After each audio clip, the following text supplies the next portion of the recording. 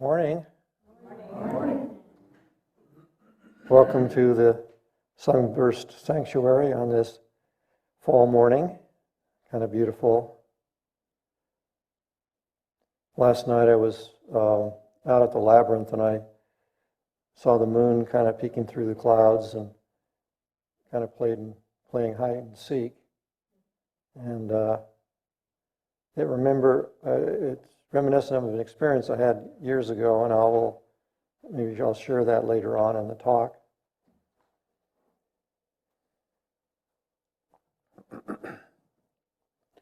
Today's topic is living a balanced life, soulful study. Norm Paulson, the founder of Sunburst, stated that one must know the divine spirit, that indwelling spirit called the pure self within, before he can truly understand the creation and how to work in harmony with it. He also said, and as we know, the destruction of land and life and people on this planet is an indication that people have not gone within and understood spirit. So soulful study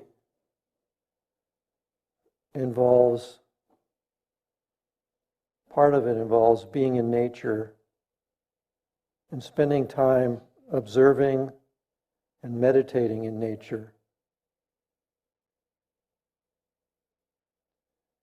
And through that determination, nature will speak and guide us on how we can best help this world.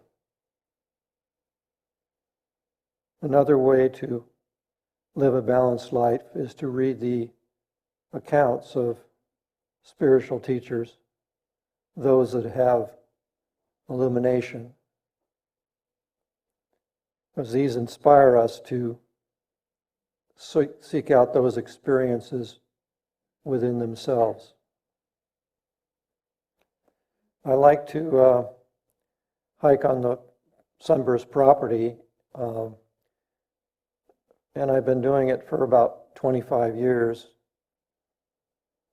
Back in the my early hikes in the late 90s and early 2000s, I was walking up above the lodge on a hillside and walking on a road that had cut through part of the cliff, and it exposed these different colored strata of gravel and pebbles and sand. As I was looking at that, I noticed there was something unusual sticking out of the gravel, and as I went and I picked it out, it was a bone about 6 inches long, and it looked like part of a rib. And my first thought was, oh, that's probably from a deer. But then I looked at it and said, well, that's probably a little bigger than what a deer would have. But I came back to the same place the next week, and I decided to meditate sitting in the sand in front of the cliff. And I reached a place of just deep peace. And as I opened my eyes to my right, I looked at the side of the cliff, and there was a point sticking out. And I went over and looked, and I pulled it out, and it was a shark's tooth that was about 2 inches long. And there was another one next to it, and then I realized that was no deer. That was probably a cetacean or large fish, and all that land in that cliff had been underwater. And as I studied, then it fueled my studies over the years to unlock some of the mystery of the land that we are now sitting on. But this is the process. The process is going within and asking Spirit for guidance and knowledge, and then Spirit will tell us, without looking in a textbook, the truth.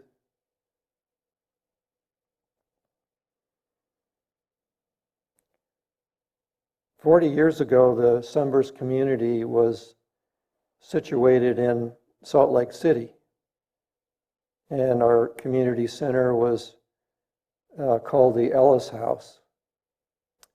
It was built in 1906. It had 3 stories, brick. It was a beautiful, beautiful house, mansion. The original owner was Adrian Ellis Jr., and he was a state Supreme Court justice in Utah. He had a wife and 2 daughters. And I used to, during the winter months, I would sleep in the attic because it would be nice and warm up in the attic loft. And I looked around, and it looked like a child's room, like somebody had lived in there. And in the winter, in the summer, I would sleep in the basement because it was nice and cool. I remember one night, I guess it might have been early morning, I woke up, and it felt like I was not quite awake, and I found myself walking to the window, and I looked down, and there was a young girl, probably about 10 or 11 years old, standing on the porch. And if you've seen late 19th century, early 20th century dress, she was wearing a white lacy gown, like I don't know what they call it, but I recognize it as something. I was seeing something that wasn't supposed to be there. And there were 2 big urns on either side of the porch. And of course, there weren't any urns then, but at the time. And so I thought about that, and I thought, gee, Spirit was telling me something about the history of that place, and I had no idea, that I actually got a frozen piece of time, I felt. So I lived there from 1983 to 1986. And during this time, Norm was writing a revision for his book. It was called Christ Consciousness. The original version was called Sunburst Return of the Ancients. And I worked on some of the art and drawings for the book, and I took on the hardest part of the book, which was the genesis of creation. Norm had visions and revelations of how the creation was formed and how the process keeps going on even to this moment. So as I was studying and drawing, one night I was living upstairs in the second floor. Norm was living on the main floor, and I had this dream.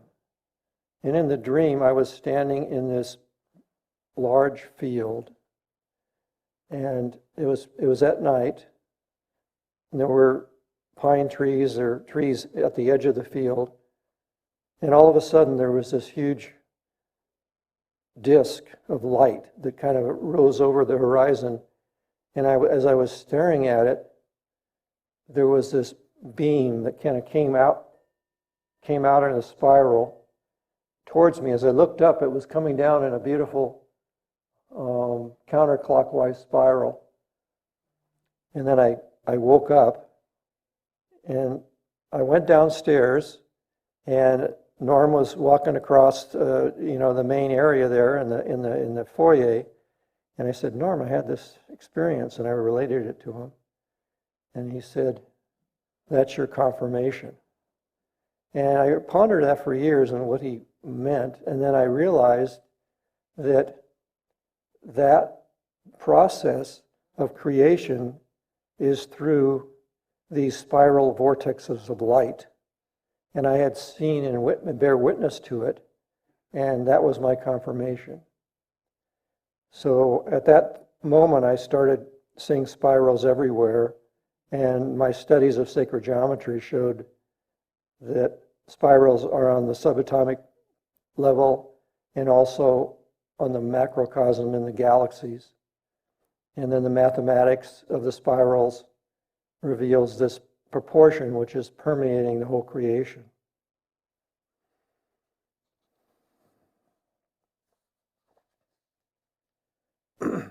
Norm was not the only one that said that nature is the greatest teacher.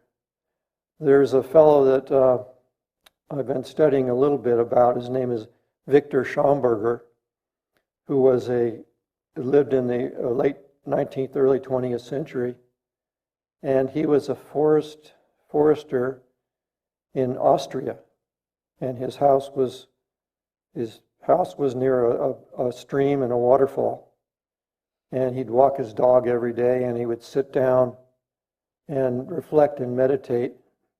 I don't think he had a meditation technique, but he writes in one of his memoirs that he became, I use the expression, one with the water. He got so deep in the energy, the water was actually communicating to him and teaching him about its nature. And he said that the studies that have been going on for a long time about water and the way water moves and how to apply water in daily life is about 180 degrees from what water wants to do, what his understanding was given that understanding. So he developed machines or different tools to help move logs, to help sustain banks of rivers by creating a vortex moving through the center of the river. He inspired his son and other generations to develop free energy devices. And his last was trying to develop an airplane using just water for propulsion. So all this came about just from his study of water, his deep experience of water. And then when I first came to Sunburst, Norm gave all of us the Kriya technique. And he always talked about keeping the door on the crown of your head open and letting the light, that sun that sits above the crown of our heads, let it enter into us and program us with the knowledge of the creation. Norm had a 9th grade education, but he was what I call a spiritual genius because he had inner revelations and gained information, and he gained knowledge that could be applied in the future to help eliminate our dependency on fossil fuels but the time wasn't right. So we're coming up maybe to that time that will be right, but there's still a lot of people that need to sit down and open their chakras, their heads, to receive divine information of how to help this planet. So one night I was meditating. I'd received the Kriya about a week before, and I was meditating, and I closed my eyes, and it looked like I was seeing this snowflake out in front of me. And then all of a sudden, my head just kind of burst open, or like my vision was like spherical, and I was looking. It was like a little tiny me was just looking up at this brilliant sun in the blue sky. There was nothing else around. I mean, just the light and the blue. And then I saw these clouds moving back and forth. And then I just realized that what Norm had said was true, that light does exist above the crown of your head. And that's what we have to do as people. We have to really look within ourselves, and if there's something that inspires us, just study it. Just study it like you're gonna live. You're gonna die tomorrow. I mean, it's like an intensity. Things resonate with us. But Norm was saying the most important thing is to not get spiritual indigestion, not to read this and that, and to get because the truth is very simple, and the truth lies within each one of us. So I'd like to bring us into a meditation, and everyone wants to sit up straight.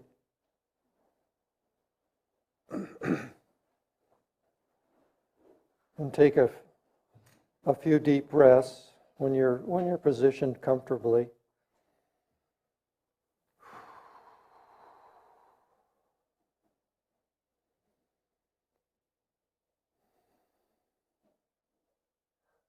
And you want to feel this region in the center of your head, which is the pituitary center. Just feel like you're sitting there, and that's the place where you would see that light appearing in front of you, but actually it's really above you.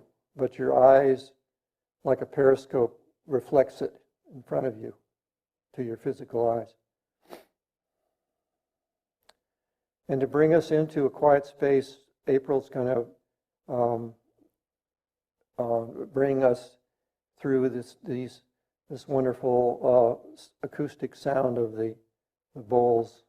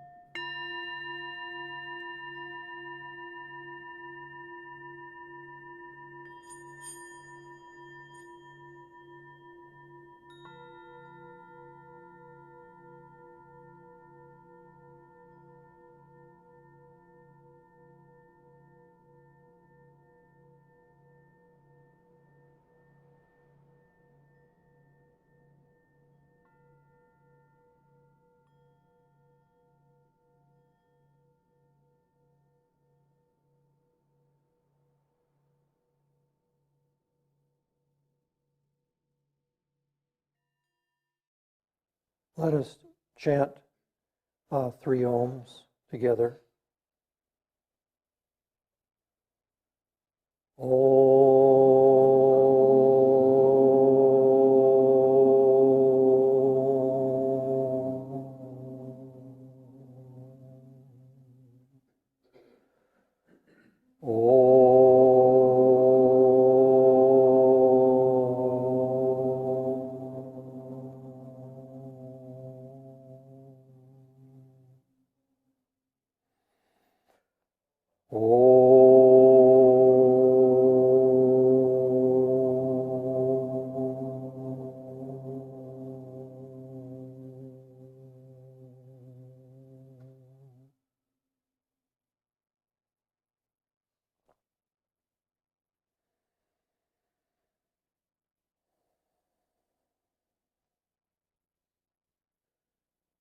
Observe and copy nature.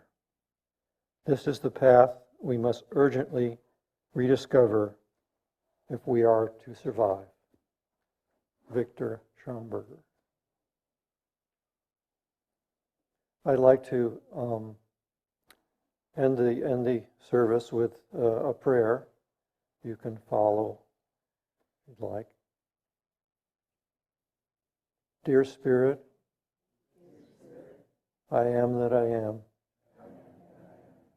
Mother, Father, thank you for blessing us with the knowledge and understanding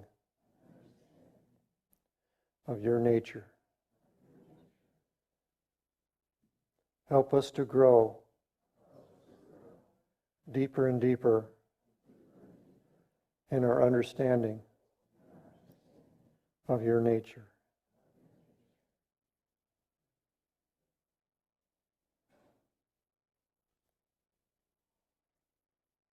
Give us the strength to do your will, to help this earth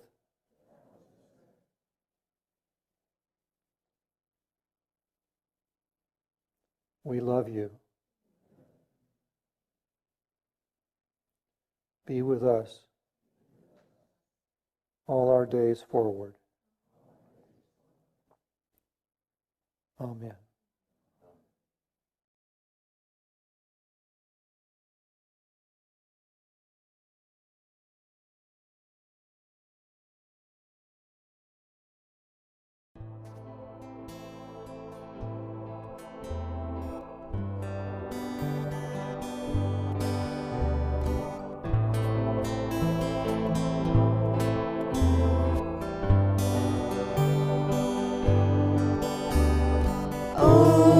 Lord, I feel you everywhere. Take my life, I put it in your care. Oh my Lord, I feel you everywhere. Take my life, I put it in your care. Lord, let me walk with you, talk with you, be with you, show you the love that I've always held for you. Lord, let me walk with you, talk with you, be with you, show you the love that I've always held for you. Lord, let me walk with you, talk with you, be with you, show you the love that I've always held for you. Lord, let me walk with you, talk with you, be with you, show you the love that I've always held for you. Lord, let me walk with you, talk with you, be with you, show you the love that I've always held for you. Lord, let me walk with you, talk with you, be with you, show you the love that I've always held for you. Lord, let me walk with you, talk with you, be with you, show you the love that I've always held for you. Lord, let me walk with you, talk with you, be with you, show you the love that I've always held for you. Lord, let me walk with you, talk with you, be with you, show you the love that I've always held for you. Lord, let me walk with you, talk with you, be with you, show you the love that I've always held for you. Lord, let me walk with you, talk with you, be with you, show you the love that I've always held for you. Lord, let me walk with you, talk with you, be with you, show you the love that I've always held for you. Lord, let me walk with you, talk with you, be with you, show you the love that I've always held for you. Lord, let me walk with you, talk with you, be with you, show you the love that I've always held for you. Lord, let me walk with you, talk with you, be with you, show you the love that I've always held for you. Lord, let me walk with you, talk with you, be with you, show you the love that I've always held for you. Lord, let me walk with you, talk with you, be I with feel you, you show you the love that I've everywhere. always held for you. Lord, let me walk